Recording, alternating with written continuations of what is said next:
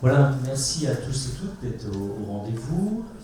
Il nous semblait important d'avoir un petit temps avant d'enclencher sur la série de conférences de cet après-midi avec des personnes qui comptent dans la réussite de ce salon Amour et Handicap. Et entre nous, comme ça, entre nous, je vous dis, on est très content de cette édition parce que figurez-vous qu'hier, il y a plus de 460 personnes qui sont passées sur ce salon. Et déjà ce matin, plus de 500 personnes sont passées. Donc on se trouve avec l'équipe organisatrice, que nous sommes ravis. Et on aimerait vous partager cette joie que nous avons, de se dire, on est repéré, ça correspond à des attentes. Et on espère vraiment poursuivre ce bout de chemin, parce qu'on pense qu'on est sur une voie ascendante. Et on voudrait bien être sur la voie ascendante avec tous les partenaires qui sont réunis là. Mais j'arrête là parce que sinon je peux parler longtemps. Et c'est la place de Catherine. Donc je vous laisse avec Catherine Duroc, qui est représentante régionale d'APF France Handicap. Bonjour à tous et déjà grand merci de participer à ce salon. Ce salon Amour et Handicap, c'est la 4e édition. C'est un temps fort pour APF France Handicap. C'est co-organisé avec l'association Harry Provence. Mais c'est vrai que c'est un temps qui permet de réfléchir, d'évoluer, de discuter, d'échanger autour de ce qu'est la vie intime, affective, sexuelle, la parentalité. Parce qu'il faut bien savoir qu'une personne en situation de handicap, comme n'importe quel citoyen, comme n'importe quelle personne, est une personne à part entière qui a droit à tout ça. Ça fait partie de l'être humain et il faut que ce soit valorisé pour tout un chacun. Donc je suis contente en tant que représentante régionale APF France Handicap de vous saluer tous. Donc comme je vous l'ai dit, le Salon Amour Handicap est co-organisé avec l'association Harry Provence. Nous avons des partenaires importants, déjà la ville d'Hyères qui nous offre le lieu, tout ce que ça incombe, le lieu, les techniciens, etc. C'est un gros partenariat, ainsi que l'ARS et la Fondation de France. Donc nous avons une représentante à côté de moi. Depuis cette année, il y a aussi un partenariat avec Intimagir, PACA. Donc Intimagir, c'est un élément, un partenaire, excusez-moi, j'ai un peu de mal aujourd'hui, important dans ce domaine, qui a plein de compétences, qui a plein de ressources. Et je vous invite à aller voir le stand qui est fort intéressant. Et nous avons aussi un partenariat avec Cap Parents PACA. Voilà, donc nous avons le bonheur aussi d'avoir dans l'Assemblée Madame Céline Poulet, qui est secrétaire générale du comité interministériel du handicap, si je ne me trompe pas. Nous avons le président du CNCPH, mais qui n'est pas là, ça va être Julia, la vice-présidente, qui prendra la parole. Donc nous avons vraiment des personnes intéressantes qui sont présentes, et ça montre aussi l'importance d'un tel salon. Donc ce salon, comme vous l'a dit Jean-Luc, il prend de l'ampleur, c'est très bien. C'est très bien, oui et non, parce que ça montre aussi les besoins et les manquements qu'il y a en ce domaine-là. Ça reste encore tabou, tout ce sujet, et il ne faudrait pas. Donc, il faut qu'on continue à exister, il faut que ce salon continue à exister, continue à se développer. Il faut que vraiment toutes les personnes en situation de handicap et leurs accompagnants, les proches, aidants, parents, familles, etc., puissent avoir connaissance de ce salon, venir le visiter pour vraiment agrandir son humanité entière, pleine et entière. Je pense que ça, c'est très important. Et donc, parce que c'est l'approche de l'intimité, de la vie affective, sexuelle, parentalité, c'est aussi aller vers une meilleure éducation à son corps et à la sexualité, qui parfois manque. C'est aussi avoir une aide, un guide vers la parentalité, parce qu'une personne en situation de handicap, elle a droit à la parentalité, elle a droit à être parent, si besoin, à être accompagnée dans cette parentalité. Et ça, il y a des choses qui se mettent en place. Et c'est vraiment une très belle chose. Mais il y a encore beaucoup de progrès à faire dans ce domaine. Mais il faut vraiment être attentif à tout ça. Et aussi, il y a le développement dans des établissements, mais pas que, de groupes de parole autour de ce sujet, autour de ce qu'on appelle la VIAS. C'est pas un joli nom, mais vie intime, affective et sexuelle. Il y a besoin d'échanger. Parce que dans l'échange, on découvre des choses, on en donne, on en découvre aussi. Et il y a aussi également, voilà, le problème en France de l'assistance sexuelle. Donc c'est pouvoir aider, accompagner les personnes dans une relation, à mettre en œuvre une relation.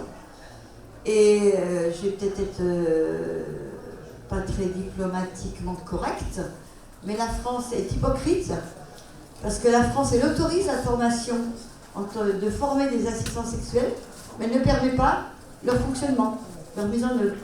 Mais il y a quand même des choses qui se font dans les établissements, qui démarrent et tout. Mais il y a cette ambiguïté entre le permis, le pas permis, etc. Il faut vraiment travailler là-dessus. Et je pense qu'on a dans le salon, vous avez dû le voir, des stands belges et suisses, où ils n'ont pas la même approche. Ils ont une approche qui est différente, mais qui est fort intéressante. Et si on arrive à le faire en France, on aura gagné quelque chose. Hein. Voilà. Sinon, on est aussi dans une période, samedi dernier, le 11 octobre, vous avez dû voir, qu'il y avait un appel au niveau de mouvements associatifs. Toutes les associations voulaient manifester leurs difficultés devant le monde associatif. Il répond à des besoins, à des demandes de la population française, avec du bénévolat. Il y a des demandes qui sont de plus en plus importantes, des besoins de plus en plus importants, mais par contre, en face de ça, il y a des moyens qui sont de plus en plus restreints, parce qu'il n'y a plus de sous, en région, il n'y a plus de sous au département, il n'y a plus de sous, etc. Il faut que notre monde associatif, qui est quand même un élément essentiel dans la vie de notre société française, continue d'exister. Et chacun de vous pouvez être un effecteur dans ce sens-là, en étant dans une association, en étant adhérent, en étant bénévole, mais en soutenant les mouvements associatifs. Voilà.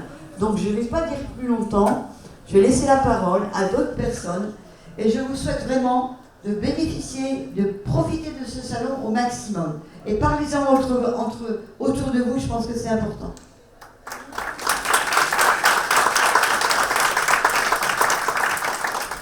Merci Catherine pour ces mots qui ont bien du sens et qui doivent bien résonner à nos oreilles. On laisse la parole à Madame Céline Poulet. Combien de temps? 1 heure? Super.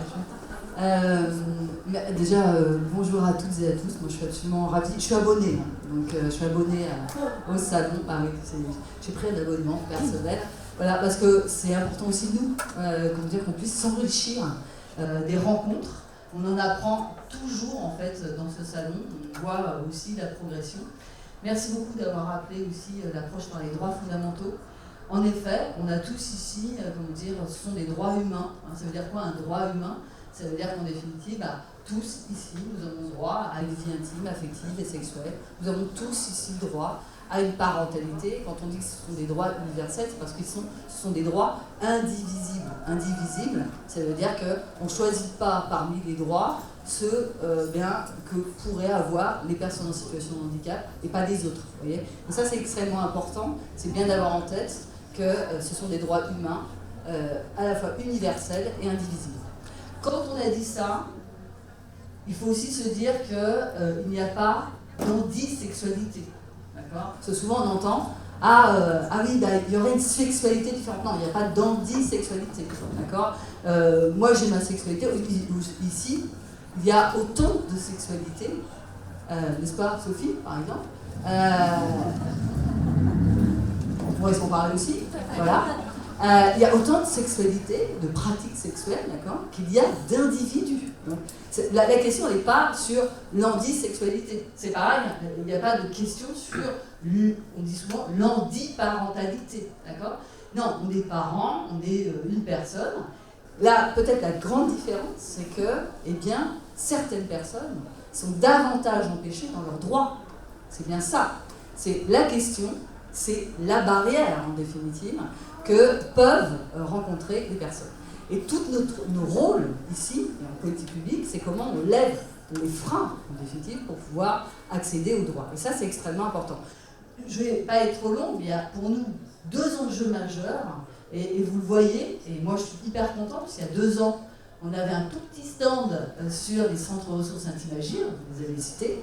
Je vous rappelle que les centres Intim'Agir, il y en a aujourd'hui un par région. Le centre ressources Intim'Agir, il peut répondre à chacune de vos questions et interrogations sur la vie intime, affective et sexuelle, sur le soutien à la parentalité et sur les violences sexuelles. On y reviendra après. Et donc ça, c'est important parce qu'aujourd'hui, il y a un maillage territorial sur ce sujet-là. Alors souvent, on me dit, bah oui, vous voyez, vous dites qu'il n'y a pas d'handisexualité, pour autant, vous créez des petits dispositifs là, spécifiques pour les personnes en situation de handicap.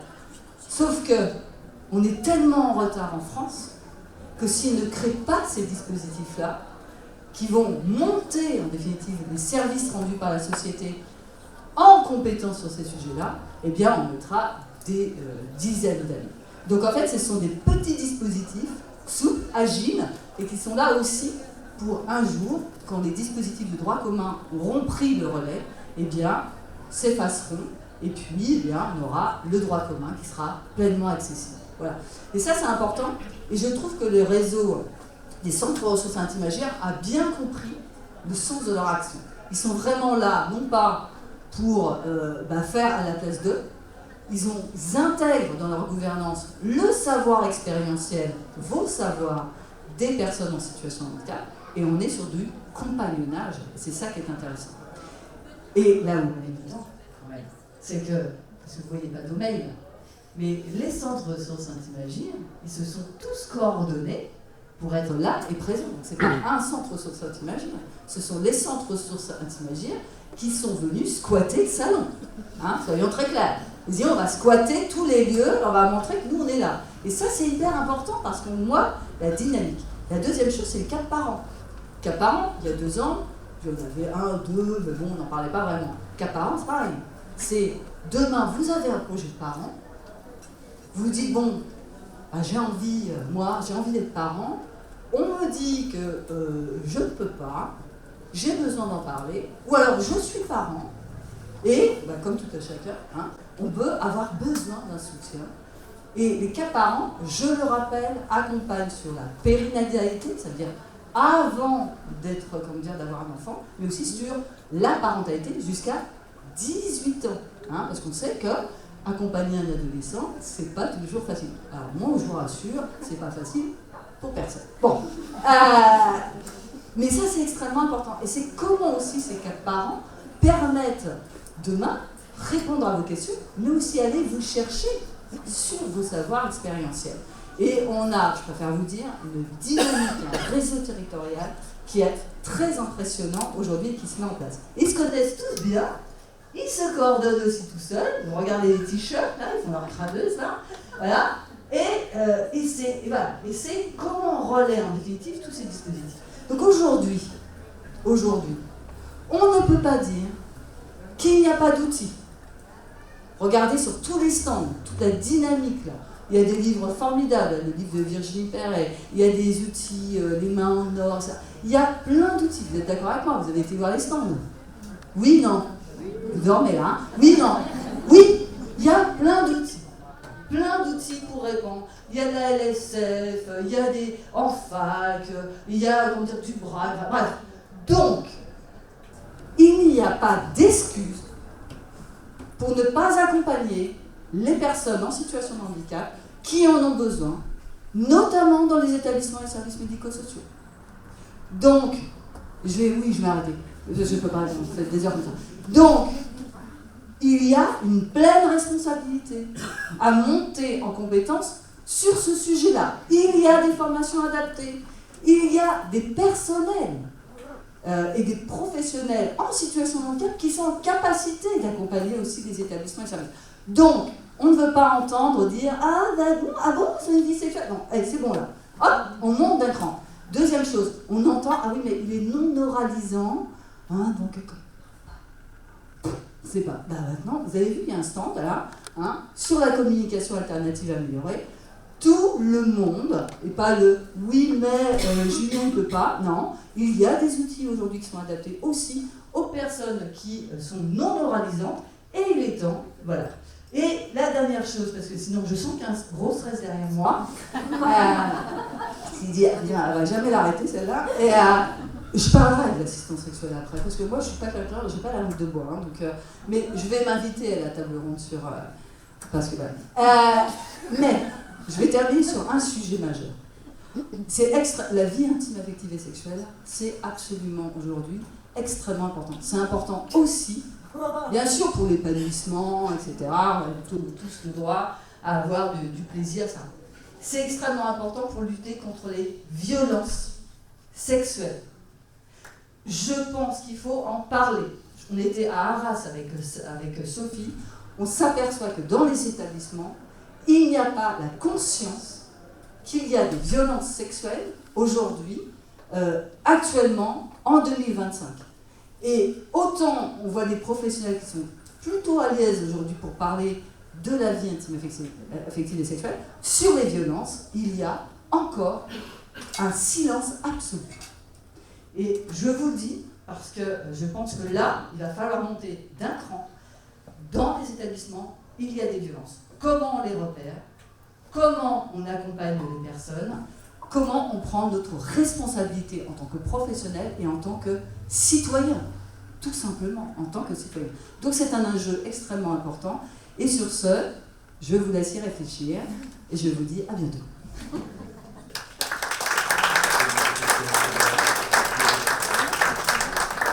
Merci, Mme Poulet, d'avoir fait court. Et, non, c'est très bien parce qu'il y a le CNCPH qui voudrait aussi prendre la parole et on a la chance d'avoir sa vice-présidente. Bonjour tout le monde. Alors, je ne suis pas Jérémy Bourrois. Non, j'ai pas cet honneur d'être président du CNCPH. Je n'en suis qu'une de ses vice-présidentes. Jérémy est dans le coin, il avait juste une visio, donc il reviendra, il ne part pas du salon. C'est sa première, moi c'est pas ma première fois ici. Je dois dire qu'à chaque fois c'est un vrai plaisir de revenir parce qu'on voit bien l'énergie déployée par beaucoup de personnes pour enfin faire de la vie intime, affective et sexuelle une normalité, quelque chose qui coule de source. Au CNCPH, on a une position très claire. On a fait 13 propositions sur la vie intime, affective et sexuelle, dont une qui porte l'expérimentation en France de l'assistance sexuelle. Donc, je fais de la pub pour la table ronde qui aura lieu un petit peu plus tard, qu'on puisse avoir du monde et on vous explique de quoi on parle. Et c'est à 15h, donc je pense que ça va être un tout petit peu décalé vu le temps. Mais voilà, on a au CNCPH la conviction que c'est un enjeu, au-delà du droit, c'est un enjeu humain, de reconnaissance de notre humanité pleine et entière. On est ravis d'être ici. On ne lâchera rien sur ce sujet-là, parce qu'on est convaincus qu'en ayant tous les outils à disposition, que ce soit de la compensation matérielle, que ce soit de l'aide humaine, c'est comme ça qu'on arrivera à avoir notre vie intime, affective et sexuelle et amoureuse épanouie et réjouissante. Merci d'être là.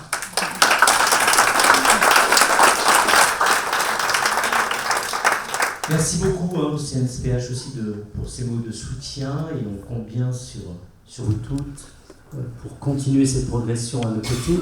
Et on est en dehors du protocole, mais vous savez, un salon comme le nôtre, il n'y a pas de protocole, on est d'accord, on s'en fout. C'est ce qu'ils disent maintenant. On s'en fout du protocole. Donc, je vais laisser la place à Mme Durlot de l'Agence régionale de santé PACA, parce que l'Agence régionale de santé PACA nous soutient aussi financièrement. Et il nous semble important aussi de laisser la parole donc, à l'ARS et aussi à la Fondation de France qui nous soutiennent largement sur ce salon. Merci à vous. Acteur incontournable. soutien à S'imagir, 4 par an, l'émission départementale sur la communication internationale du VOE. Et en très Oui. Formidable. Non mais vraiment, hein, c'est pas parce qu'ils ont que de l'argent, c'est aussi une dynamique. Bon, ça fait beaucoup d'argent, mais... On a un peu de pression. Non, mais merci beaucoup en tout cas pour l'organisation de ce salon cette année encore, pour cette 4e édition. C'est un grand plaisir pour la RS PACA d'être là encore cette année et d'assister à la conviction de l'APF France PACA et de l'ARI sur l'organisation de ce salon. Bon, Madame Poulet l'a précisé, vous l'avez toutes précisé aussi. Voilà, c'est une thématique qui a été depuis longtemps mise à la marge. Aujourd'hui, ça fait partie des priorités de la politique actuelle et on le voit notamment par ces dispositifs qui sont mis en place de plus en plus sur toute la France, un T'imagir, 4 par an, un Digimucho, qui sont effectivement soutenus par l'ARS et suivis de près par le comité interministériel du handicap. Voilà, vous l'avez souligné, hein, et ça faisait partie de mes éléments de langage, donc j'essaye un peu de... Je passe toujours en premier. Oui. Mais il y a une belle dynamique qui s'est mise en place et voilà, le salon s'inscrit dedans aussi.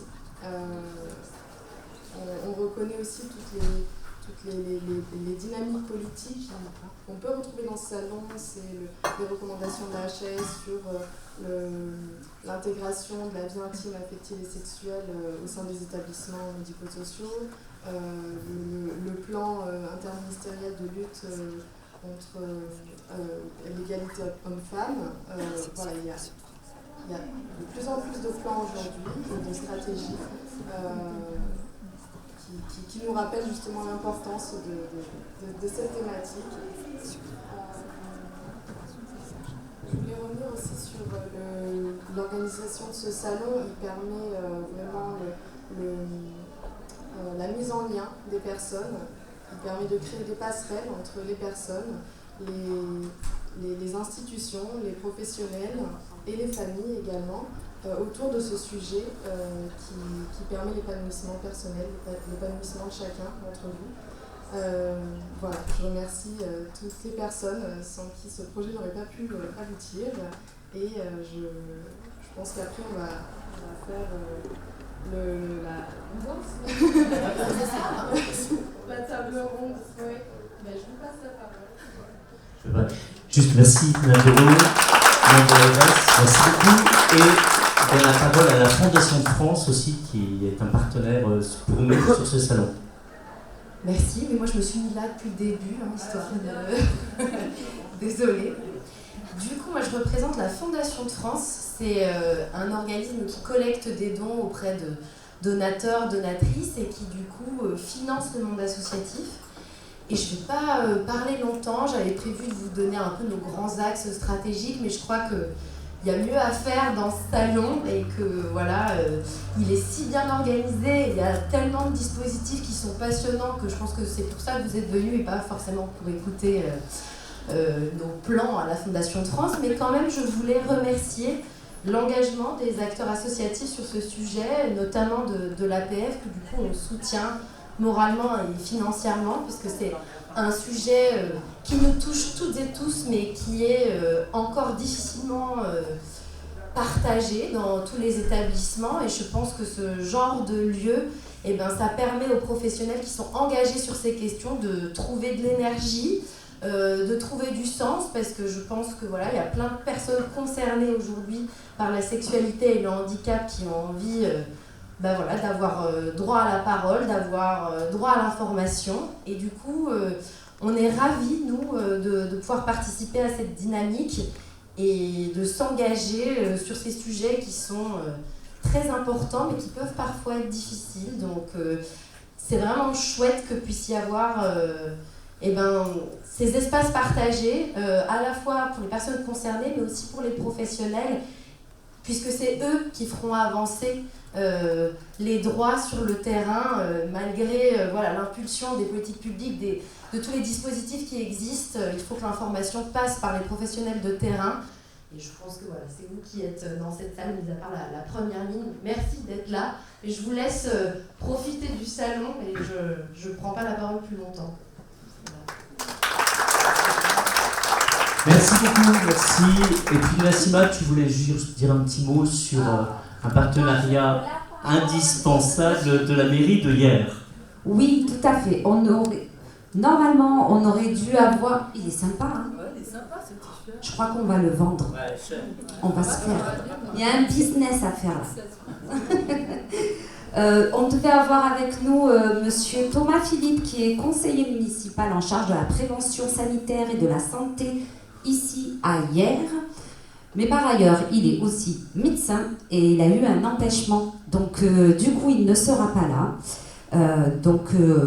Je dis un petit mot en son nom. Parce que la municipalité, comme l'a dit Jean-Luc tout à l'heure, c'est vraiment un partenaire de la première heure et ils nous font un joli cadeau en nous mettant à disposition ce magnifique endroit qui est vraiment chouette, hein. On peut faire plein de trucs dedans. Et puis toute l'équipe technique, etc. Donc pour eux, en notre nom à tous, je dis merci à la municipalité de Hyères.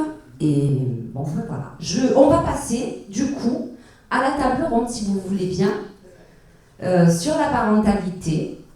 Comme vous voyez derrière moi, non mais en fait, voilà. On attend que tout le monde s'installe. Quoi? Je vais vous annoncer Ah pardon, ah oui.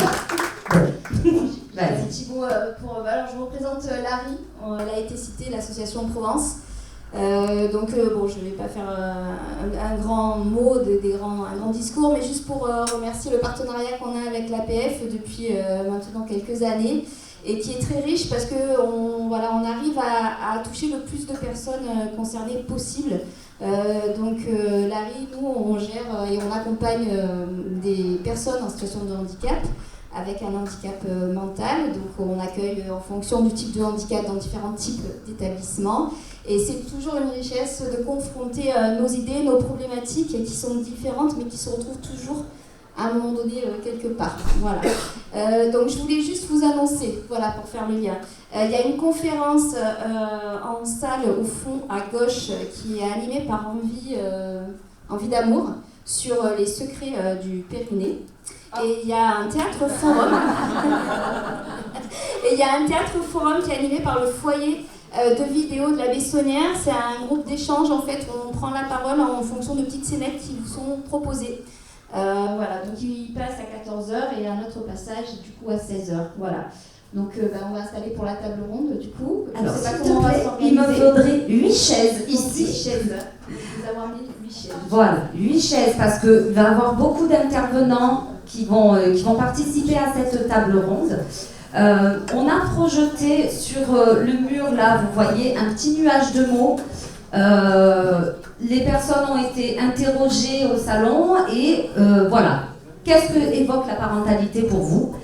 Donc, vous voyez, il y a des tas et des tas et des tas de mots. Si Cécile, tu peux juste... Voilà. Évidemment, vous imaginez bien qu'on ne va pas aborder tous ces thèmes. Parce qu'il nous faudrait à peu près 3 semaines. Donc on n'a pas le temps, hein, clairement. Donc du coup, sur cette table ronde, le parti pris a été de donner avant tout la parole aux personnes concernées pour partager leur expérience, les réussites, les difficultés. Est-ce qu'on est prêt? Parce que je vais finir par ne plus savoir meubler. Est-ce qu'on est bon? On est bon, ok, mais il y a peut-être un peu trop de chaises. Je sais pas, je vais la virer, celle-ci. Je laisse passer, pardon.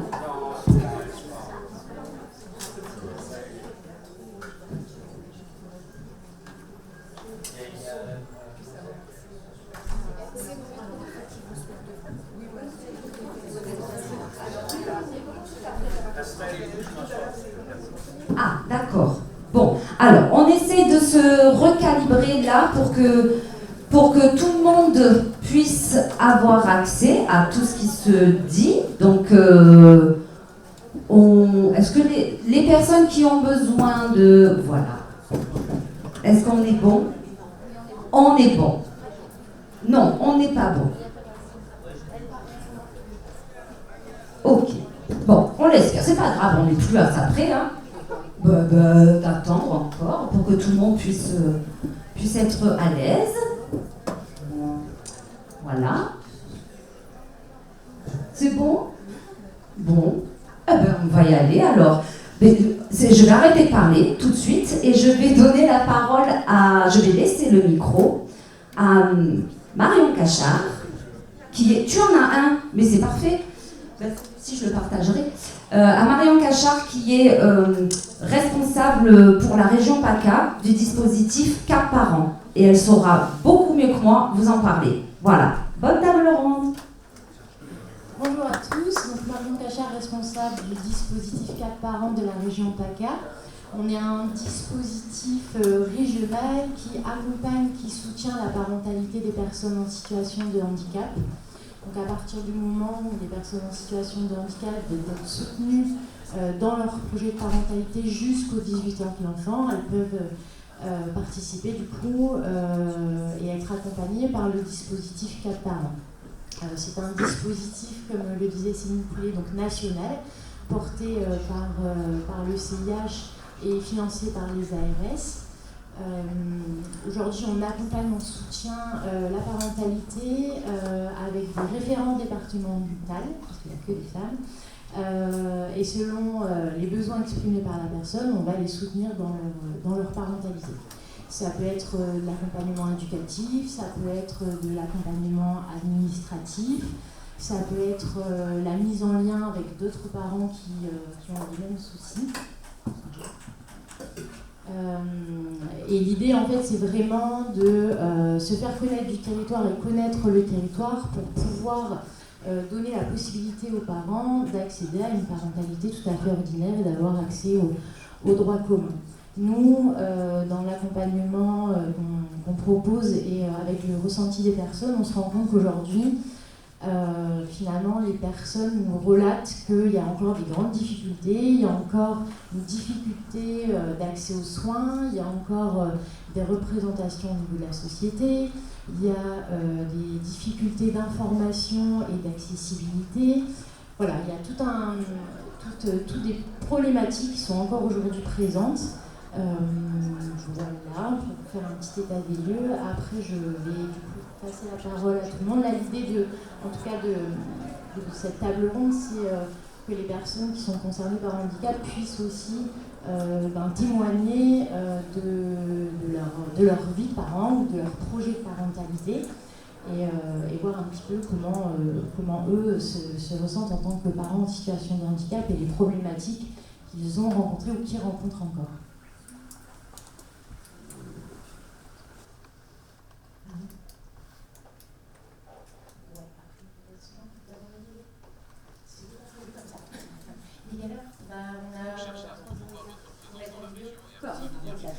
L'idée, c'est de partager la vidéo qu'on a faite sur la région PACA avec les témoignages de parents, et ensuite on fera un tour de table et les personnes témoigneront au fur et à mesure, parce qu'on n'a pas tant le temps que ça à parler. On n'est pas du tout. Comme ça, je serai sur les photos. Alors, on va encore avoir moins le temps, puisque ma fenêtre vidéo a été fermée. Donc, je vais le relancer. Je vais annoncer celui-là. Pardon, excusez-moi.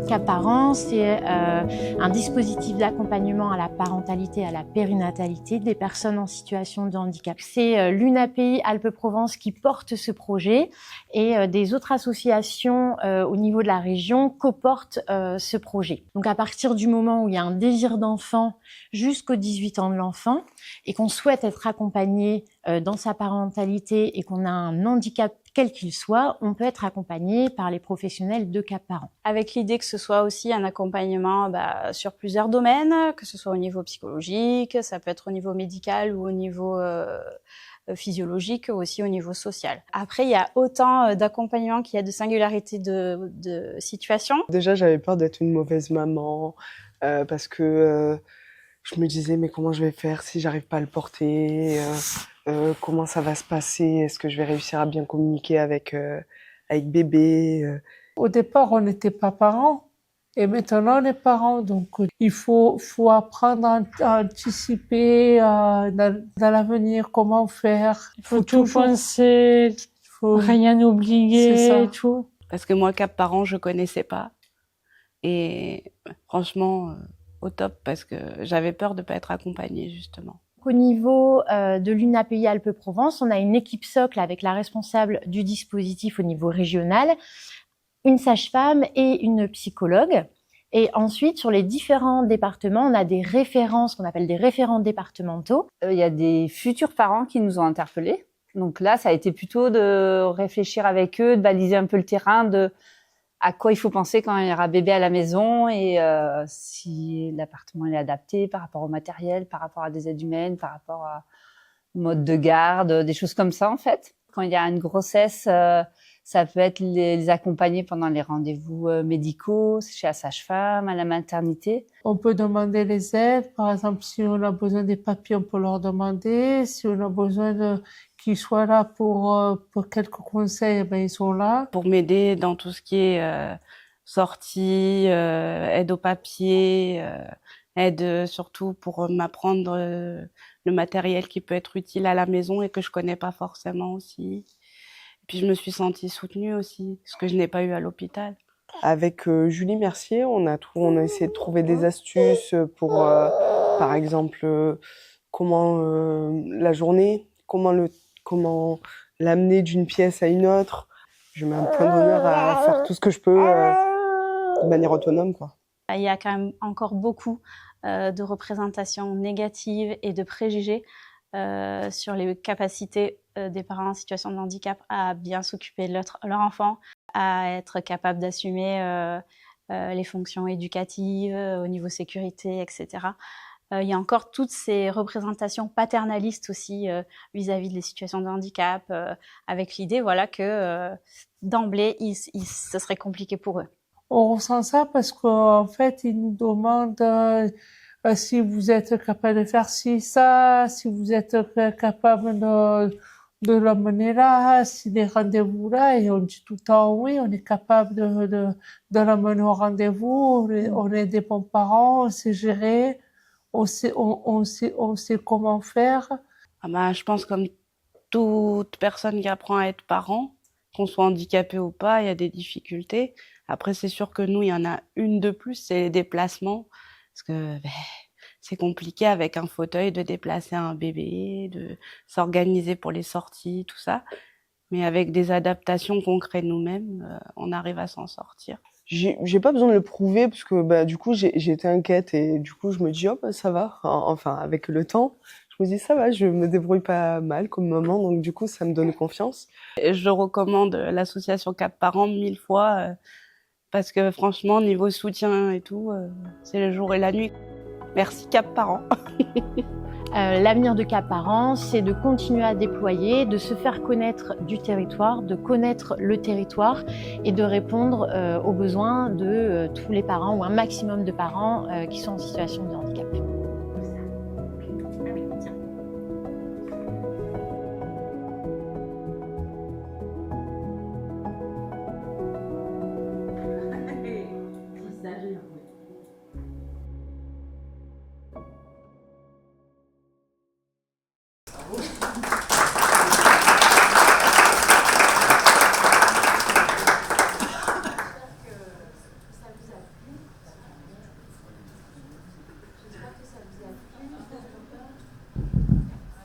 J'espère que ça vous a plu. L'idée, c'est de partager aussi avec vous vos ressentis vos ressentis par rapport à ces différents témoignages, à ce film tourné il y a très peu de temps.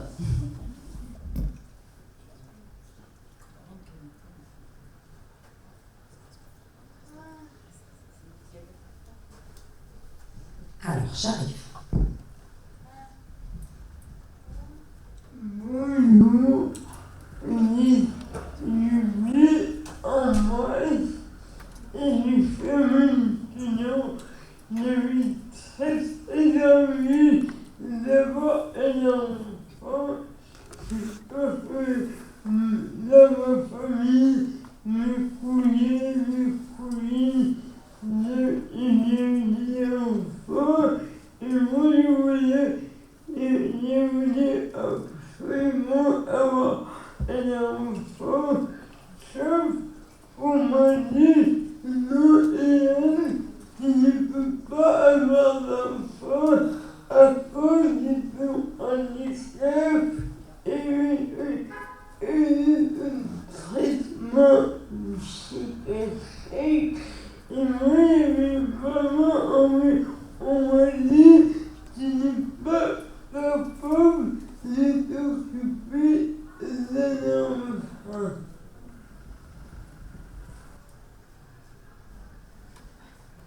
Après, comme Céline Poulet en a parlé tout à l'heure, la parentalité, c'est un droit fondamental.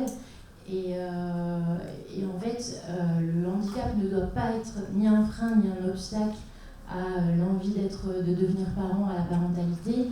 Donc voilà, à partir du moment où c'est posé par une loi, en fait, il y a des dispositifs qui aident aussi les personnes à savoir qu'est-ce que la parentalité, quelles sont les difficultés rencontrées et de travailler, d'étayer sur le sujet. On peut avoir un enfant quand on est en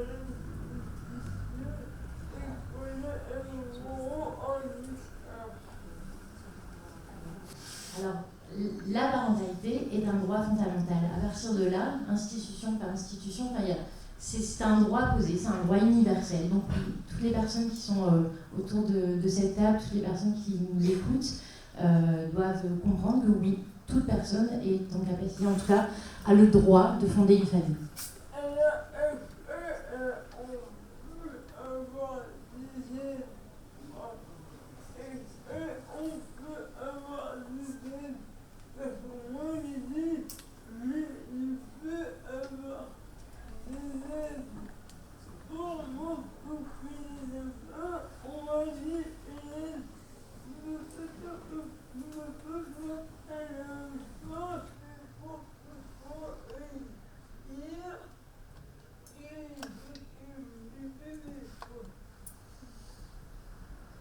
Alors, par rapport aux aides financières, vous parlez aide matérielle, aide humaine.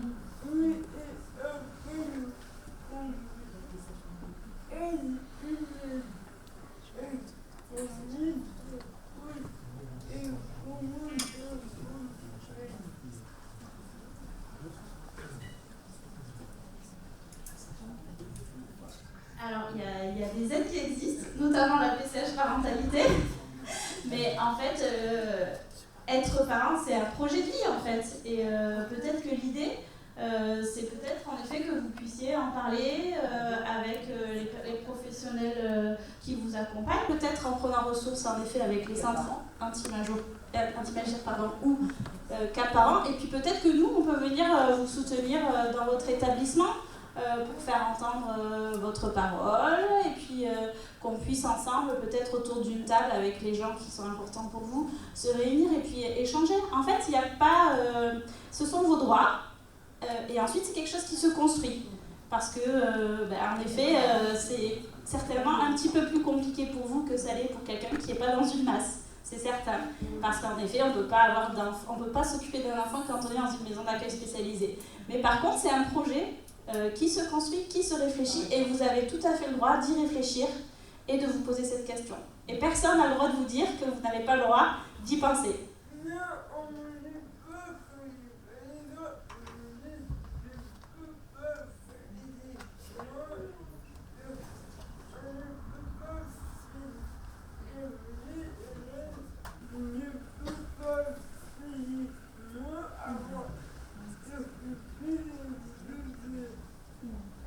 En fait, là on est sur deux choses, entre le projet et en fait, le fait d'avoir vraiment, et vous, votre question, c'est plutôt ça. Donc moi, je suis assistante sociale et donc en fait, on peut mettre en place des choses qui se construisent avec vous, en fait. Donc là, si le projet, là où vous êtes, c'est pas possible, après, il faut travailler un autre projet de vie où on va mettre en place des choses pour pouvoir compenser justement le fait que vous ne pouvez pas être dans l'action de faire. Mais rien n'est impossible à partir du moment où vous êtes entouré et en fait, Cap Parents, c'est ça, on va accompagner au cas par cas en fonction de ce que vous avez besoin et on va forcément réussir à faire quelque chose en fait. Rien n'est impossible à partir du moment où on est entouré des bonnes personnes. Et c'est vraiment ce que porte le dispositif Cap Parents avec toutes nos missions différentes pour pouvoir vous aider au maximum, vous accompagner dans la mise en place pour qu'après vous puissiez, que ça puisse répondre à vos besoins en fait.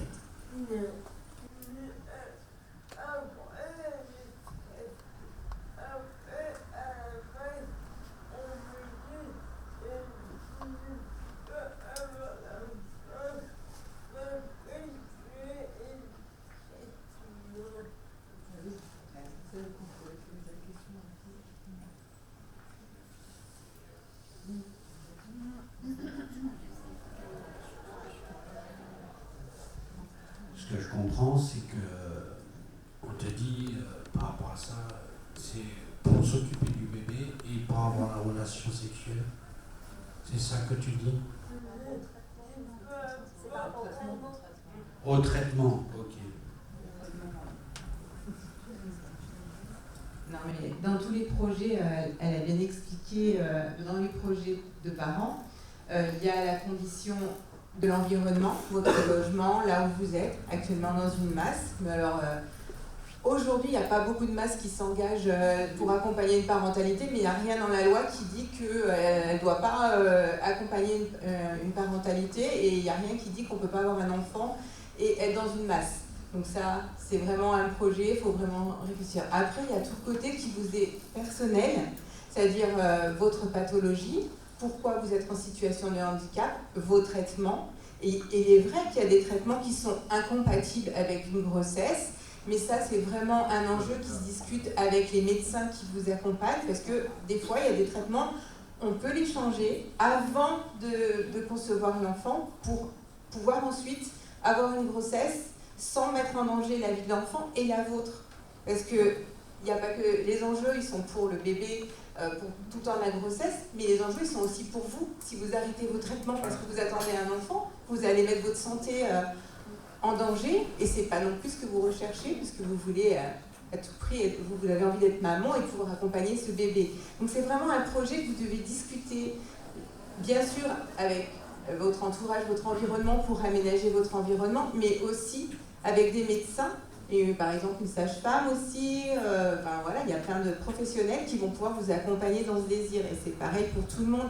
Il n'y a pas que des gens qui sont en situation de handicap et qui sont dans des masses, qui sont obligés de réfléchir sur leur projet de parentalité parce qu'ils prennent des traitements qui ne sont pas compatibles avec une grossesse. C'est valable aussi pour les hommes, hein. Il y a des traitements que des hommes prennent qui ne sont pas compatibles avec un désir de parentalité. Tout ça, ça doit s'échanger. C'est pour ça qu'il y a les centres Intimagir avec la partie dans les centres Intimagir qui est aussi valable pour la parentalité. Et là, on va retrouver des ressources. Et les Cap Parents en amont qui peuvent aussi vous accompagner dans ce désir de parentalité. Donc voilà, on ne peut pas vous répondre de façon individuelle. Je pense que voilà, le sujet, c'est plutôt de répondre pour que tout le monde puisse comprendre qu'il existe aujourd'hui plein d'endroits où on peut avoir des ressources. Et n'hésitez surtout pas à demander à consulter une sage-femme qui va vous accompagner un petit peu déjà dans ce projet par rapport à ce que vous avez comme pathologie et par rapport à vos traitements. Peut-être le sujet que vous abordez, c'est aussi aujourd'hui dans des établissements et services médico-sociaux, la question de la vie intime, affective et sexuelle commence, bon an, mal an, on va dire, à y aller. Sur la parentalité des personnes en situation de handicap, on en est très loin. Il faut qu'on ait quand même le courage de se le dire ici. Hein. On a, nous, assisté avec Sophie qui est dans la salle, à un colloque. On avait, vous savez, on avait des petits cartons verts, on est d'accord, petits cartons rouges, moins. Et il y avait moitié de professionnels travaillant dans des établissements médico-sociaux, moitié de personnes en situation de handicap, d'accord, qui étaient accompagnées dans des établissements. quand la personne a posé la question en disant est-ce qu'on vous parle de la vie intime, affective et sexuelle? Est-ce qu'on vous parle de votre vie intime, affective et sexuelle? Donc, ils ont interrogé aussi bien les professionnels que les personnes. Hein. Là, est-ce que c'est carton vert, carton rouge? À votre avis, quel était le carton qui est sorti? Ben non, c'était vert. C'était vert parce qu'en fait, il y avait en effet une sensibilité autour de ça. Par contre, quand on a commencé à parler de la parentalité des personnes en situation de handicap, là, ça a été carton rouge, c'est-à-dire carton rouge parce qu'ils n'avaient pas du tout réfléchi à cette question-là. Et ce que vous nous dites là, c'est très bien hein, sur la vie intime, affective et sexuelle, etc., mais c'est derrière, on peut aussi vouloir être parent et connaître. Et on a des cas de parents, j'ai été visiter un cas de parents en Gironde, et ben ils accueillent des jeunes qui sont en institut médico-éducatif, et ben ils viennent, ils réfléchissent. Alors, on a aussi le choix de ne pas être parent. Attention, hein, parce qu'on pourrait aussi passer sur... Voilà. Mais on a aussi le choix de l'être. Donc, voilà. Et ça se prépare aussi progressivement. Donc c'est intéressant que les cas parents, à un moment donné, aussi puissent, à terme aussi, aller voir dans les établissements médico-sociaux et comment sont ces formes de sensibilisation. Mais on ne l'est pas encore. Hein.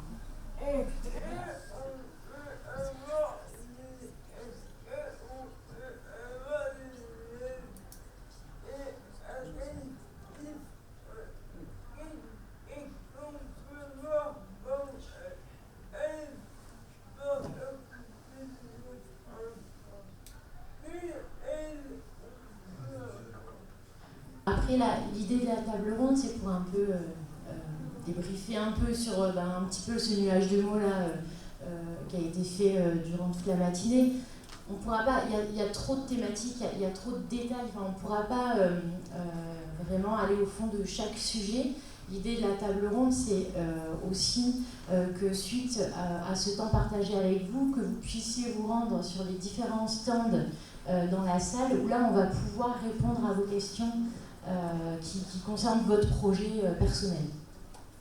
Parce qu'après, j'ai eu les gros yeux là-bas de ma collègue. On n'est pas bon au niveau du timing. Du coup, je vais laisser la parole à Nicolas Bascou, qui fait partie du comité stratégique de Cap Parents PACA, qui va témoigner de son rôle de papa. Alors, bonjour à tous. Avec ma femme, on est dit comme famille nombreuse parce qu'on a 3 enfants. À partir de 3, c'est famille nombreuse. Voilà, on est catégorisé. Déjà, ça part mal. Donc, je suis travailleur handicapé à ESAT-les-Palmiers, menuisier d'agencement. Bon, alors après, c'est vrai qu'au niveau de mon handicap, j'ai un léger handicap mental qui m'a fait un petit peu retarder au niveau de ma scolarité. Aujourd'hui, on peut dire avec beaucoup de pincettes que le handicap, je ne suis pas vraiment touché. Mais ça ne change pas que l'étiquette du handicap est là à partir du moment où j'en parle. Et en fait, c'est le point que je voulais apporter dans cette table ronde. C'est le regard des gens, les stigmates et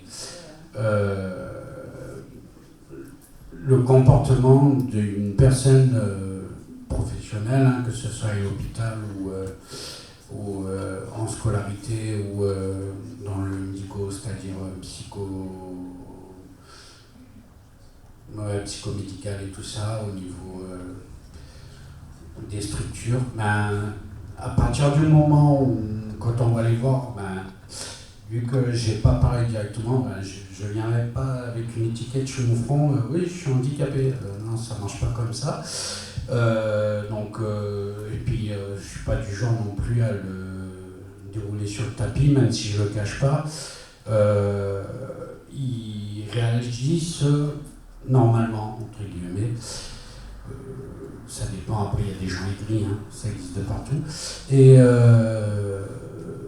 ils ont un comportement dit normal, et puis à partir du moment où on leur dit que on travaille dans un ESAT, parce que des fois ça peut arriver où ils nous demandent un petit peu où est-ce qu'on est.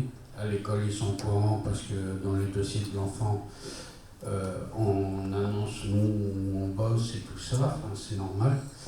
Donc on marque SAT Palmier, puis on va de suite le comportement changer.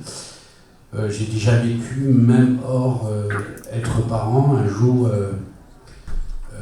parce que je fais partie du CVS, je vais dans un ESAT pour faire un CVS ailleurs. Et la secrétaire avait commencé à me vouvoyer directement. Moi, ça ne me dérange pas qu'on me tutoie, mais on le fait de suite. Elle a commencé à me vouvoyer. Et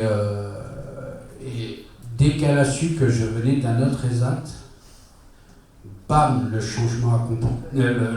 comportement a changé. Mais alors, dans l'immédiat, elle a commencé à me vouvoyer, à m'infantiliser. À me tutoyer, pardon, à m'infantiliser, à me parler comme si j'étais vraiment réduit, alors que je comprends qu'il y a des personnes handicapées qui ont plus de difficultés, qui n'aiment pas trop qu'on leur parle, mais on demande. Je pense que c'est comme on parle du droit à chacun, le droit au respect, c'est un droit à chacun aussi. Et je pense que travailler sur le regard des gens, et c'est là que je pense que je peux saluer Cap Parents, c'est qu'ils accompagnent les personnes devant les professionnels de tous les environs pour éviter ce genre de malentendus comme ça. Au niveau des écoles, vu qu'on n'est pas trop handicapé, enfin, le handicap c'est vaste, hein, donc il faut prendre ce que je dis avec un peu des pincettes, mais vu qu'on n'est pas trop handicapés, ils nous ont pas trop embêtés, mais quand même il y a eu la psychologue qui nous a jamais vus, mais alors jamais, hein, on l'a jamais croisée, on ne lui a jamais parlé, et elle a fait une déclaration à la DAS, voilà, la protection de l'enfance. Elle a fait un courrier, elle a rédigé un courrier en expliquant qui on était, ce qu'on faisait et pourquoi elle a fait, alors qu'il n'y avait pas besoin, hein, c'est juste une mauvaise personne. On parle de là. Du coup, comme je ne suis pas du genre à me laisser faire, forcément, quand j'ai parlé avec elle, c'était un peu tendax. Voilà, un peu, légèrement, ça va aller.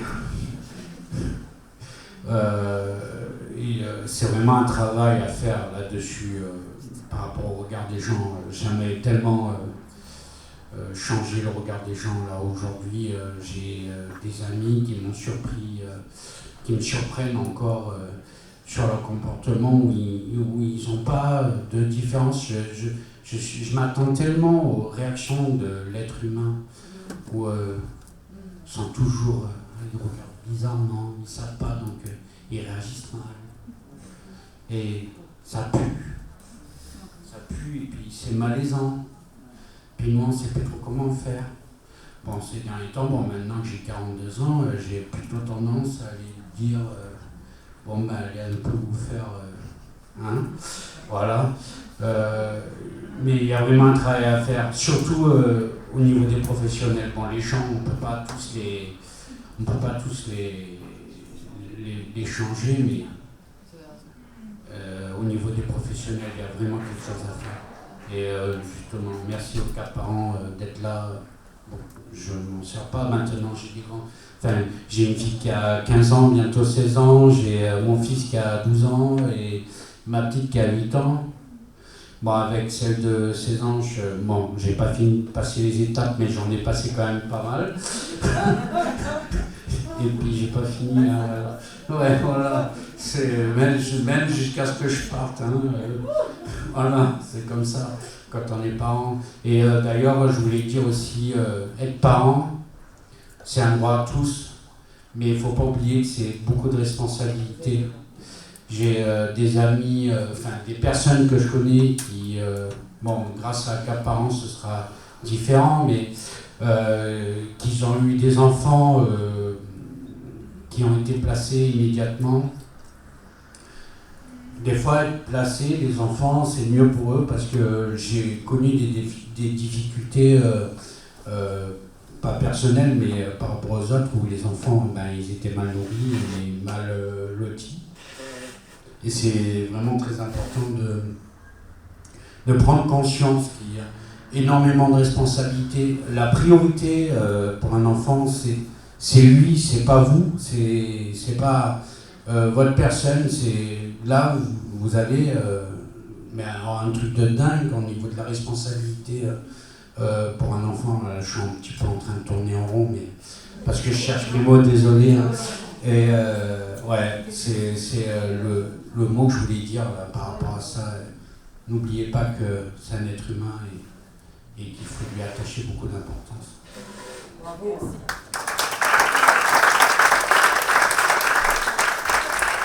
Excusez-moi, pardon. Je suis la personne pénible qui va dire qu'il reste 5 minutes. Je suis vraiment désolée parce que le sujet est passionnant. Mais il reste très peu de temps et on m'a fâché pour dire qu'il fallait commencer à l'heure après. Il faut peut-être rappeler à tout le monde, je pensais parce que vous ne l'avez peut-être pas fait, mais il faut rappeler à tout le monde qu'attention, les 4 parents, ils accompagnent tous les parents en situation de handicap. C'est-à-dire qu'il n'y a pas de notification, il ne faut pas avoir ouvert un dossier à la maison départementale des personnes en situation de handicap. C'est une approche populationnelle. C'est-à-dire quoi une approche populationnelle? C'est-à-dire que ça s'adresse à toutes les personnes qui rencontrent une difficulté dans leur parentalité. Donc ça c'est extrêmement important parce qu'on nous pose souvent cette question. On a souvent ce débat, mesdames, dans les 4 parents, parce que attention, comme ça on est vraiment sur une approche vraiment là d'accompagnement pour tout et tous.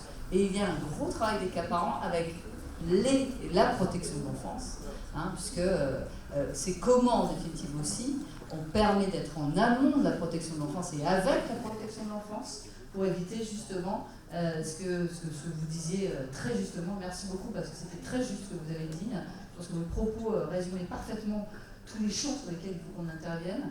Et sur la protection de l'enfance, il y a vraiment un travail, et vous le faites, qui est très intéressant sur justement aussi faire évoluer de manière culturelle les équipes de la protection de l'enfance qui sont très focalisées sur l'intérêt de l'enfant et qui ne voient pas les compétences en fait, des personnes en situation de handicap. Je voulais dire quand même vite fait que j'ai très synthétisé tout ce que j'ai vécu en tant que parent handicapé, parce que mais j'ai vécu vraiment des trucs de dingue. J'ai eu affaire à la protection de l'enfance, une dame vraiment horrible qui, après coup, quand elle a compris qui j'étais, elle a changé de comportement. Elle a été plus calme, plus douce et plus attentionnée, mais au départ, elle était directement comme ça, comme du bois. Voilà. Je voulais dire que j'ai vraiment bien synthétisé. Merci beaucoup. Bravo.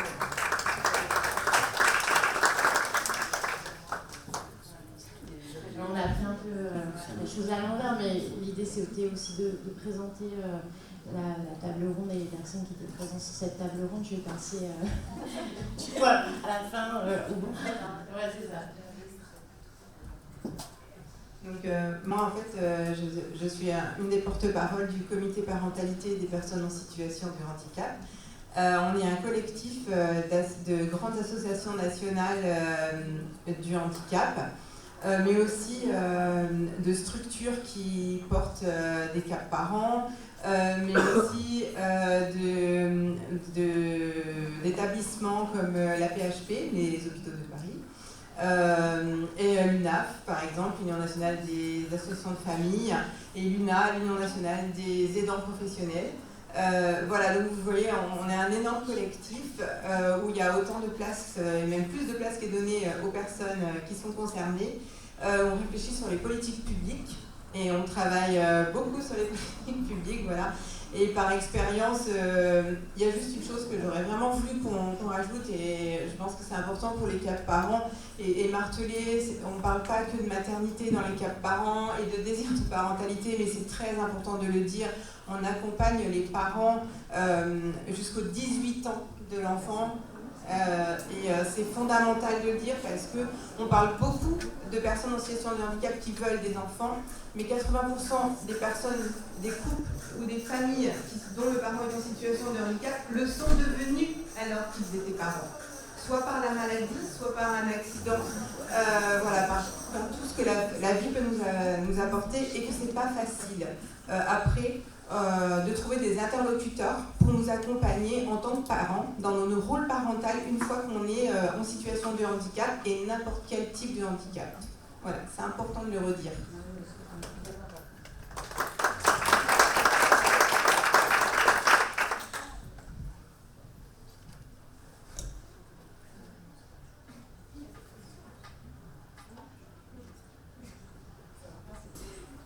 Bonjour à tous, moi je m'appelle Élise Robineau, je suis chef de projet à PF France Handicap dans le Rhône.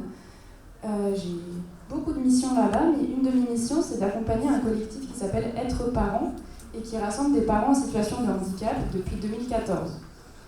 Je ne vais pas forcément aller trop dans le détail de comment le collectif s'est monté. À la base c'était une initiative d'accès aux droits et à ce titre-là, c'est très intéressant ce que vous disiez, Monsieur Bascou, parce que notre collectif il s'est monté justement parce qu'on a eu 2 parents qui sont venus à notre délégation en disant « Nous, on a eu une information préoccupante, on a eu des travailleurs sociaux qui sont venus chez nous, notre bébé est né il y a 2 semaines, et on ne sait pas ce qui va nous arriver maintenant. Est-ce qu'ils vont nous prendre notre bébé? Est-ce qu'on va le garder?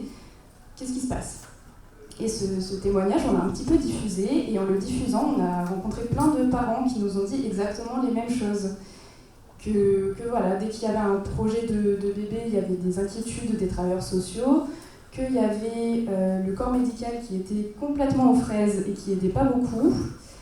Et donc en fait, on a réuni comme ça une 50aine de parents sur toute notre région Auvergne-Rhône-Alpes. Qu'est-ce qu'on fait maintenant qu'on a posé sur la table le fait que les parents ne sont pas très bien accompagnés en 2014 ? Et ben en fait, on va créer nous des actions pour aller voir les professionnels, pour aller voir les professionnels de la PMI, pour aller voir l'éducation nationale, les directeurs d'écoles primaires et maternelles, on va voir les hôpitaux, et puis on va raconter un petit peu ce qui nous arrive. Donc on est toujours parti des situations personnelles des parents du collectif, pour après les diffuser au plus large, aux plus hautes strates qu'on pouvait trouver dans notre région. Et c'est comme ça que, notamment l'année dernière, on est arrivé à la conférence territoriale de santé de l'ARS, pour dire, et ben en fait, vos urgences pédiatriques, elles ne sont pas du tout adaptées pour les parents. On a du revêtement qui n'est pas terrible pour les personnes qui ont des difficultés de marche, donc une maman qui était toute seule avec son bébé, qui est allaitante, qui en fait ne pouvait pas porter son bébé dans le couloir des urgences et qui a failli tomber, et on lui a dit c'est pas grave, c'est le papa qui va prendre le relais avec le médecin. On a des parents qui sont venus nous dire, moi quand je vais à l'école et que je rencontre la maîtresse de ma fille, elle parle à ma fille, qui est en CP. Donc tout ce que disait Monsieur Bascou, c'était très intéressant parce que c'est des choses qu'on retrouve chez toutes les personnes en situation de handicap qui ont un projet d'enfant ou qui ont déjà un enfant. Et je voudrais juste dire un petit mot sur l'exposition que vous avez dans la salle autour de vous. C'est un projet du collectif qu'on a créé l'année dernière.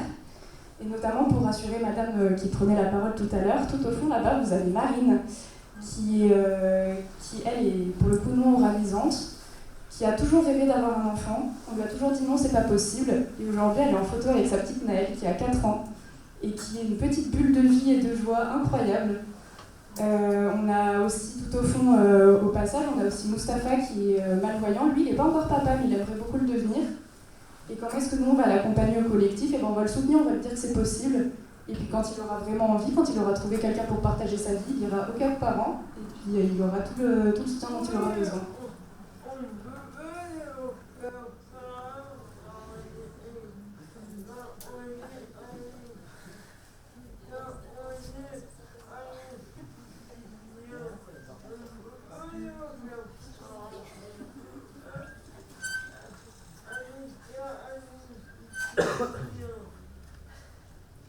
Et ben, ça, je ne saurais pas vous répondre, donc je vais laisser le Cap Parents vous répondre, mais c'est une bonne question. Un dernier mot pour conclure, s'il vous plaît, peut-être. C'est tout à fait possible que nous, on se déplace en institution et qu'on vous explique, qu'on vous... finalement, oui, qu'on vous parle à vous et aux professionnels de cas parents et des modalités d'intervention de cas parents. Si je peux me permettre. 2 minutes, c'est que, bien sûr, il y a cas parents, Donc il y a les centres anti-magie parce qu'il y a aussi des points ressources. Hein. Il y a aussi donc, le CAP parent, il y a aussi la prestation de compensation de handicap. Parentalité, c'est important de le savoir. On parlait des aides tout à l'heure, il y a tout ce qui est aide humaine et aide technique aussi. Donc ça c'est important que personne les bien en tête. Mais il y a aussi toutes les autres politiques publiques. Hein. Et c'est extrêmement important qu'on ne fabrique pas une politique à part. On n'est pas là pour faire une politique à part, on est là pour, et comme vous le disiez parfaitement, on changera en définitive on changera véritablement tous les acteurs qu'à partir du moment où dans les politiques publiques, la question des parents en situation de handicap seront intégrés. Sinon, on continuera à avoir deux voies parallèles et ça ne fonctionnera pas. Donc c'est pour ça, par exemple, qu'il y a une politique en ce moment des 1000 premiers jours. Eh bien, il faut absolument que dans les 1000 premiers jours, eh bien, la question de la parentalité des parents en situation de handicap soit intégrée. Et il faut être ultra vigilant à tout temps, en définitive, à intégrer en fait les dispositifs autour de la parentalité, ce que font les CAF, etc. Il faut véritablement avoir, et c'est un enjeu fort parce que sinon on aura tendance à se dire, il y a la parentalité des parents en situation de handicap d'un côté et le reste de l'autre, et c'est pas du tout comme ça qu'on change une société. Pour faire système, il faut que tout le monde monte en compétences.